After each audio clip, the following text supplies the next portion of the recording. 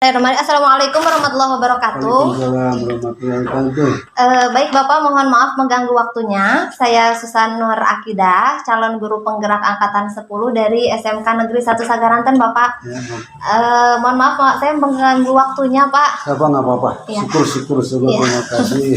Iya Bapak, jadi ini kebetulan saya ada tugas, jadi modul 3.1 untuk mewawancarai kepala sekolah yang ada di sekitaran ya daerah sini ya Bapak. Jadi ini itu SMK Kesehatan Sagaranten, betul Bapak? Betul, ya. Ya, sudah berdiri dari tahun berapa Bapak ini teh? Berdirinya itu tahun 2013. Oh, 2013, Ya, Masya Allah. 10 angkatan. Angkatan, ya. Masya Allah ya Pak, walaupun baru 10 angkatan, tapi muridnya Alhamdulillah terus berkembang ya Pak. Insya Allah. Amin. Alhamdulillah. Baik Bapak, mungkin untuk mengefisiensikan waktu, mohon izin untuk bertanya Pak. Jadi saya masih belajar Pak bagaimana cara mengambil keputusan. Mudah-mudahan insya Allah saya bisa meneladani bagaimana keputusan yang biasa Bapak ambil di sekolah ya Pak ya. Amin. Insya Allah pasti bisa. Baik. Terima kasih Bapak. Mungkin pertanyaan yang pertama Bapak, selama ini ketika Bapak misalkan menemukan suatu kasus, bagaimana Bapak mengidentifikasi kasus-kasus tersebut, terutama apakah itu termasuk ke dalam dilema etika kah atau dilema moral kah, seperti itu Pak? Terima kasih. Kalau untuk masalah hal yang kejadian di sekolah atau kasus, kebetulan kami saya ini punya waka-waka yang datanya ada 4 waka, kurikulum, siswaan, sapras, dan kubin atau DUDI. Ya. Dan juga kebetulan yang 4 itu senior lah, para guru yang sudah lama di sini. Ya. Sehingga insya Allah ketika ada hal yang berhubungan dengan kasus atau permasalahan sekolah, tidak terlalu sulit untuk menyelesaikannya, walaupun ya tidak bisa dengan cepat, ada juga yang cepat, ada yang lambat gitu. Oh, iya. Insya Allah kami berempat dengan para waka itu sudah ada kesepakatan untuk mengatasi semua kasus atau dilema yang ada di sekolah. Oh, seperti itu. Jadi Bapak dibantu ada tim untuk Bapak berdiskusi Ya, seperti itu ya ya, Pak ya. ya. Oh iya, baik bisa dipahami Pak, makasih.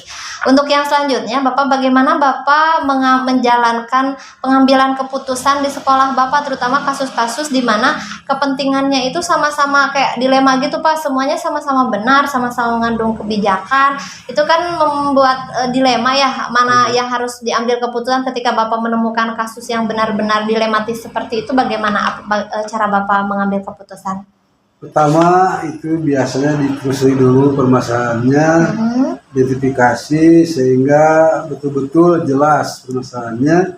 Kemudian kami berkumpul dengan para waka, termasuk ada wali kelas yang mungkin agak lebih tahu atau yang lebih tahu lebih dekat dengan siswa.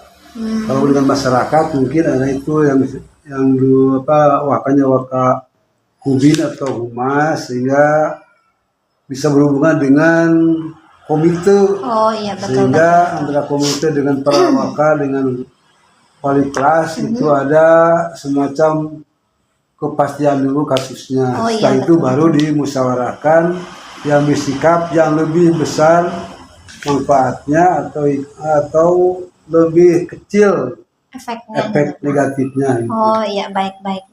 Jadi emang bersama-sama diputuskannya seperti itu ya Pak ya. Iya. Lalu langkah-langkah atau prosedur seperti apa Pak? Mungkin ini bisa lebih terperinci Pak. Misalkan yang pertama itu apakah Bapak mengidentifikasi dulu atau siapa dulu yang terlibatnya? Misalkan seperti itu Pak langkah-langkahnya? Ya, kalau langkah itu tidak paten, biasanya lebih utamakan ditelusuri dulu kasus apa saja. Setelah itu ada semacam dimusyawarahkan langkah apa yang perlu kita ambil dengan catatan minimal hasilnya itu tidak terlalu negatif. Gitu. Iya betul. Jadi meminimalisir efek negatifnya gitu ya Pak ya. Iya, baik. Apakah menurut Bapak, apakah Bapak menganggap selama ini keputusan Bapak itu atau cara-cara tersebut sudah efektif Pak? Sebenarnya disebut efektif atau tidak itu kembali kepada siapa yang melihat. Tapi pada akhirnya sekolah selalu pertimbangkan mana yang lebih baik atau lebih memberikan satu manfaat gitu ya Pak ya. yang lebih luas begitu. Baik Iya, untuk betul. yang bersangkutan atau untuk sekolah, termasuk untuk masyarakat sekitar gitu. Oke, baik Bapak. Mungkin untuk selanjutnya Pak, ini mengenai pasti setiap pengambilan keputusan pasti ada tantangannya ya Pak ya. Nah, kira-kira tantangan apa yang pernah Bapak temui selama Bapak misalkan ada kasus dan mengambil keputusan seperti itu Pak, tantangannya? Ya, kalau disebut tantangan itu adalah hal yang mungkin tidak sepaham dengan kita. Iya, betul. Tetapi ketika itu barangkali ya bisa saja Minimalisir gitu ya.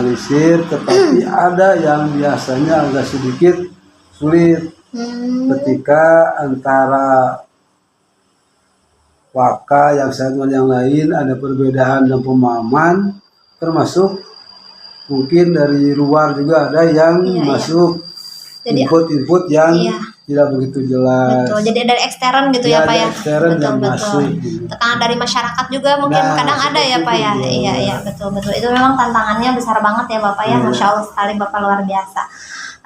Lalu Bapak, apakah Bapak memiliki jadwal tertentu, misalkan ketika Bapak menemukan permasalahan, apakah ada Bapak target waktu untuk menyelesaikan masalah ini gitu Pak? Harus sesuai prosedur, harus 2 minggu udah beres, apa biasanya ada seperti itu nggak? Tidak Pak? Biasanya itu tidak paten kalau jadwal, tergantung kepentingan dan kasus yang terjadi. Ya. Tapi tetap kami sepakat bahwa sebaiknya permasalahan itu lebih cepat selesai, tapi itu pun tidak mengurangi kepada program yang diharapkan. Artinya masa itu harus tuntas dalam waktu yang efektif. Efektif. Berarti kadang singkat juga belum begitu efektif. Jadi kita lihat kepada hasil nanti. Kalau dipercepat tidak baik, apa artinya? Lambat tapi pasti begitu kira-kira. Iya, betul. Luar biasa ya Bapak ya. Bagaimanapun kita pasti ingin yang terbaik ya, dengan waktu yang efektif, bukan singkat tapi efektif. Iya, baik.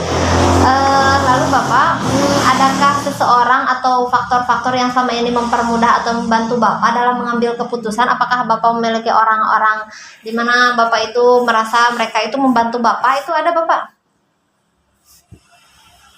Biasanya yang lebih itu dari komite. Dari komite, atau ada semacam tokoh yang selalu mungkin memiliki rasa tanggung jawab untuk sekolah, sehingga ketika ada hal yang ada hal atau masa-masa yang mungkin mengganggu kepada kondisi di sekolah atau di masyarakat atau anak, biasanya beliau ikut bantu gitu, dengan catatan itu pun kalau perlu dibantu sekolah, kalau tidak mungkin masih intern, masih bisa. Jadi selama internnya itu bisa, mereka nggak terlalu ikut, tapi ketika dibutuhkan mereka mau membantu. Dia tidak turun tangan, jadi ada waktunya gitu ya Pak. Ketika emang sangat diperlukan baru mereka mau. Walaupun tidak komite juga ada masyarakat sekitar yang melihat atau ada sepanjang kepedulian gitu, karena sekolah ini kan sekolah masyarakat. Iya, betul. Pasti masyarakat pun punya rasa tanggung jawab secara moral. Ya, kira-kira seperti itu. Seperti itu ya Bapak ya. Ya, terima kasih Bapak. Yang pasti semua yang ada di sekolah, keluarga besar sekolah pasti turut membantu ya Pak ya. Mulai dari stakeholder, oke, baik. Termasuk dari yayasan. Dari yayasan juga ada. Iya, makasih Bapak. Dari semua yang telah Bapak sampaikan luar biasa sekali Bapak. Saya banyak mengambil pelajaran ya Pak ya. Mulai dari bahwa pentingnya kita ada tim, yang tadi Bapak ada wakasek yang 4 orang itu ya Bapak ya. Ada harus diskusi, meminimalisir efek negatifnya, luar biasa sekali Bapak.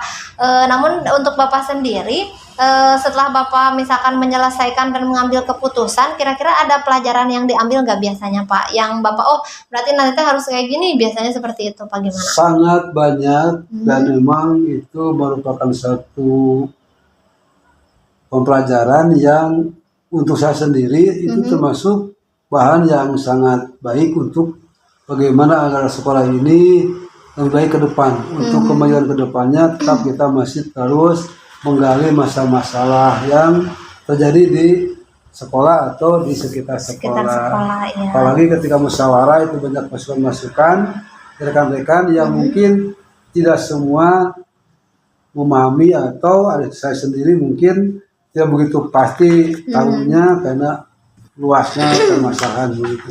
Oh iya, wah luar biasa sekali Bapak. Mohon maaf mungkin tadi saya pertanyaannya begitu banyak. Sebenarnya ini belum puas sih Pak, masih banyak yang ingin saya tanyakan. Namun barangkali saya tahu tadi tadi saya sendiri menanyakan jadwal Bapak. Sebenarnya Bapak jadwalnya nggak begitu padat ya Pak hari ini ya? Insya Allah tidak begitu padat. Tidak begitu padat. Ya Pak, tidak Sedikit apa-apa. agak padat tapi Sedikit tidak agak begitu padat. Tidak begitu padat ya. Karena sekarang ada awal tahun, gitu. Awal Pasti tahun, ya. ada program-program yang sedang disusun. Sedang sedemikian disusun, rupa. iya. Mungkin Bapak dari saya untuk sementara dicukupkan sekian. Terima kasih atas sharingnya Bapak, terima kasih atas waktunya, dan terima kasih atas semua jawaban-jawabannya yang sangat membantu saya sekali dan menjadi pelajaran untuk saya sendiri Pak. Mudah-mudahan saya suatu saat bisa hebat seperti Bapak ya Pak. Amin ya Allah. Amin, insya Allah. Saya doakan Ibu akan lebih baik lagi dari saya. Amin Untuk Bapak. masa depan bangsa Indonesia Raya. Amin. Nah. Baik Bapak, terima kasih Ya, banyak terima Bapak. kasih Terima banyak. kasih. Assalamualaikum warahmatullahi wabarakatuh. Mangga Bapak.